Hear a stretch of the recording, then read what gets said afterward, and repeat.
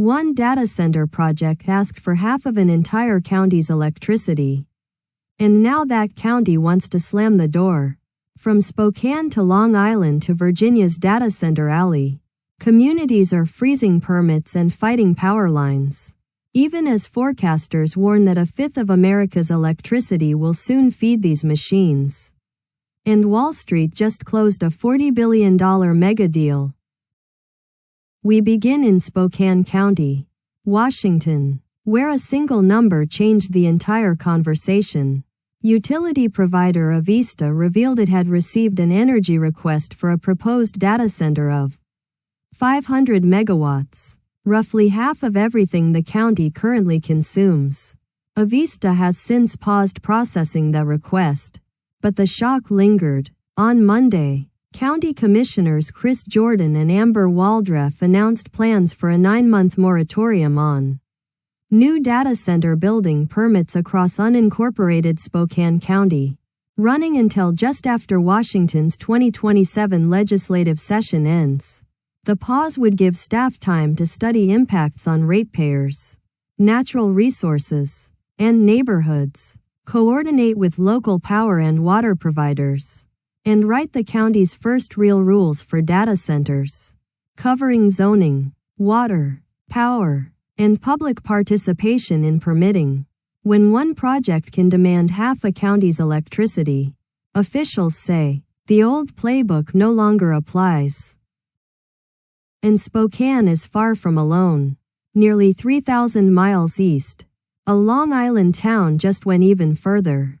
In Brookhaven, New York, residents packed a heated public hearing, warning that data centers could strain the island's electric grid, drive up utility bills, generate relentless noise, and threaten the region's sole source aquifer, the underground water supply every resident depends on. The town board's answer was unanimous: an 18-month moratorium on all new data center applications. Brookhaven's Industrial Development Agency won't even entertain proposals during the freeze. The town will use the time to write its first-ever zoning regulations for data centers, covering energy and water consumption, environmental impacts, public safety, infrastructure capacity, and noise. No applications are currently pending. And that's exactly the point. Brookhaven wants the rules locked in place before the industry ever comes knocking. That local resistance is now spilling into regulators' dockets. And it has reached the very heart of the industry. Data Center Alley itself, Loudoun County, Virginia, home to the world's densest concentration of data centers, asked state regulators Monday to suspend their final order approving Dominion Energy's Golden Mars transmission line, a route that would cut through the Ashburn and Sterling communities.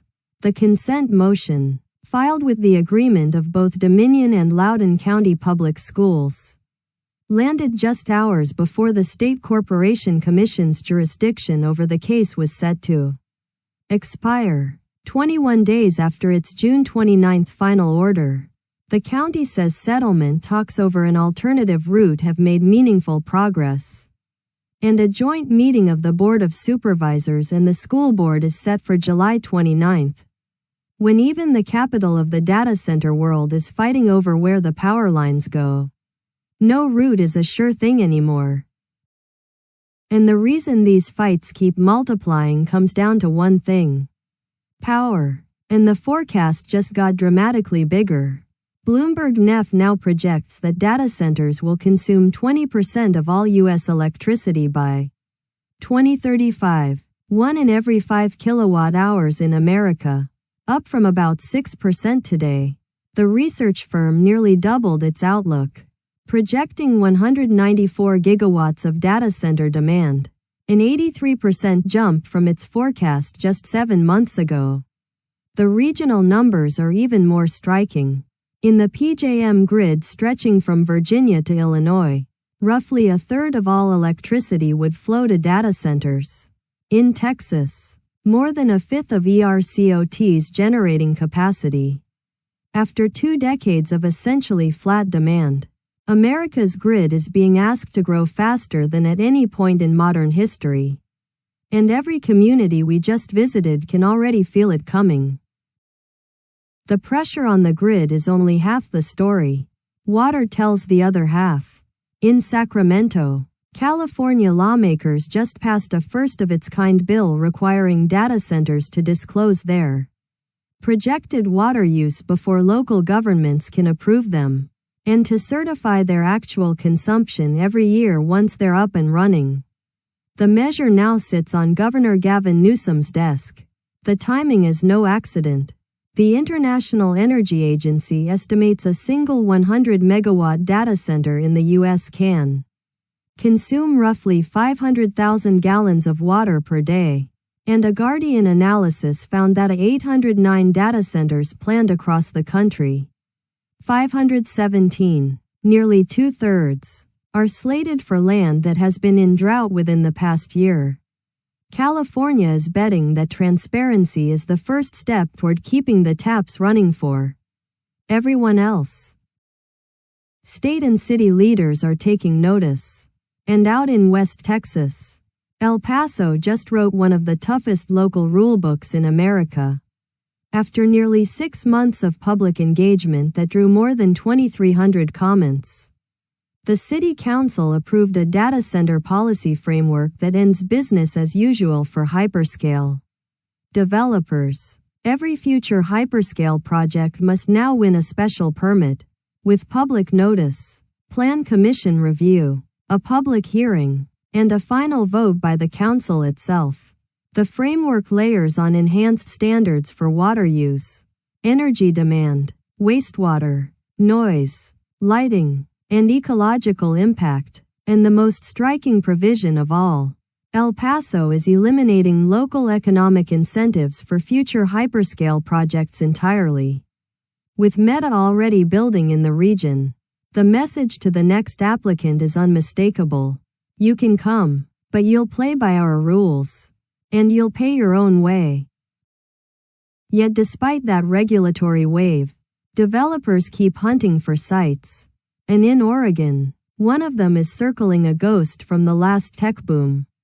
In West Eugene, a mystery buyer has the former Hynix semiconductor plant under contract, a 1.2 million square foot factory on 200 acres that has sat largely dormant since. It closed in 2008, taking 1,400 jobs with it.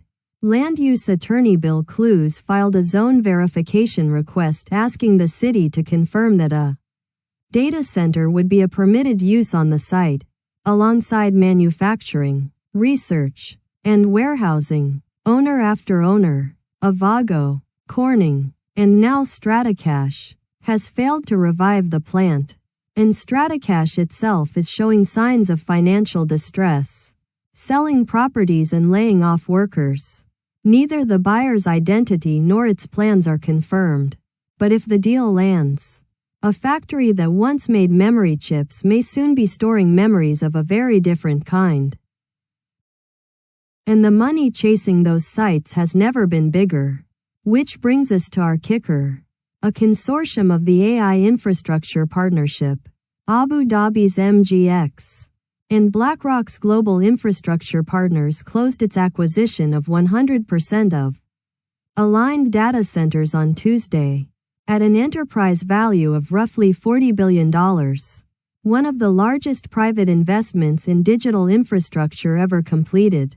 Aligned, purchased from funds managed by Macquarie Asset Management, spans 51 campuses with more than 6.4 gigawatts of operational and planned capacity across the Americas, Northern Virginia, Chicago, Dallas, Ohio, Phoenix, Salt Lake City, and beyond. The new owners immediately committed another $5 billion to fund expansion, with CEO Andrew Shop staying on and headquarters remaining in Dallas. Communities may be pushing back harder than ever, but the biggest money on the planet just doubled down on the build-out. Thanks for watching. If you found this useful, subscribe, leave a like, and drop a comment. It helps us cover more of these stories.